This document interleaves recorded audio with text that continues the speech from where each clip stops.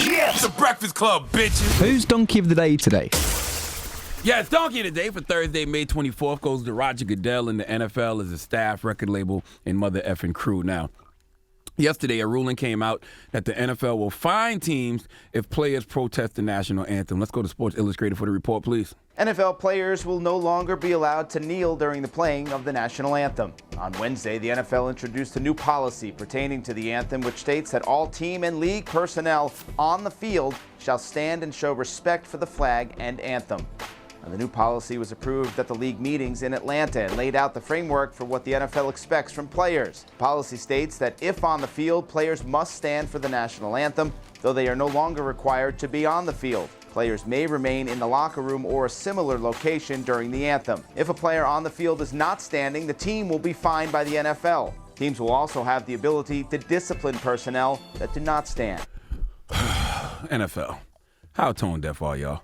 Okay, once again, for the billionth time, nobody is protesting the anthem to be disrespectful to America. Nobody is protesting the anthem to be disrespectful to the military. Players are taking a knee during the anthem because of the injustices that are happening to black and brown people at the hands of the police. Players are taking a knee because they want to bring attention to social issues that are affecting black and brown communities. Like, how difficult is this concept to grasp?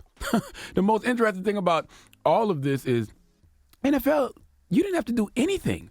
I mean, it's your league, so they can make whatever rules they want. But when you are in a position of power, all you need is humaneness and justice in order to govern. Okay, that's how you properly govern. That's how you be fair. Okay, players have their basic First Amendment right to free speech, and people who oppose the players have those same First Amendment rights to voice their disagreements. That's what America is all about. Okay, we have freedom of speech, but we also have the freedom to disagree. All the NFL had to do was nothing. Absolutely nothing. Okay, Law 20 and the 48 Laws of Power do not commit to anyone. It is the fool who always rushes to take sides. Do not commit to any side or cause but yourself. By maintaining your independence, you become the master of other people, okay? Playing people against one another, making them pursue you, all right? See, all the NFL had to do was respect players' right to protest and respect what they are protesting, which is the injustices that black and brown people have faced and still face at the hands of the police, and respect people's right to disagree. And when the people that disagree get angry at the NFL, all the NFL has to do is remind them that this is America, and players have the constitutional right to protest. End of story. Now the league is reacting.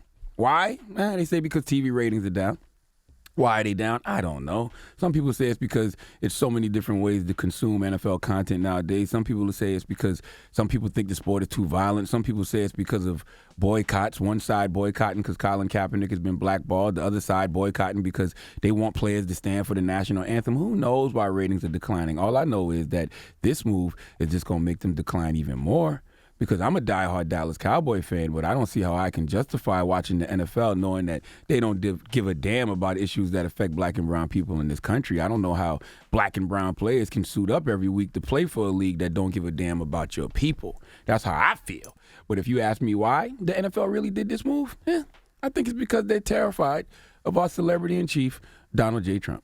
Do you remember back on October 10th, 2017, when Donald Trump tweeted, "Why is the NFL getting massive tax breaks while at the same time disrespecting our anthem, flag, and country, changed the tax law?" Now, the NFL gave up its tax-exempt status in 2015, so the idea that they receive a tax break is not true. But I believe that even though it's not true, the fact we have a president so petty, a president who called NFL players sons of bitches for kneeling, a president who was just on Fox and Friends this morning and said this. Well, I think that's good. I don't think people should be staying in locker rooms, but still, I think it's good. You have to stand proudly for the national anthem. Well, you shouldn't be playing. You shouldn't be there. Maybe you shouldn't be in the country. You have to stand proudly for the national anthem.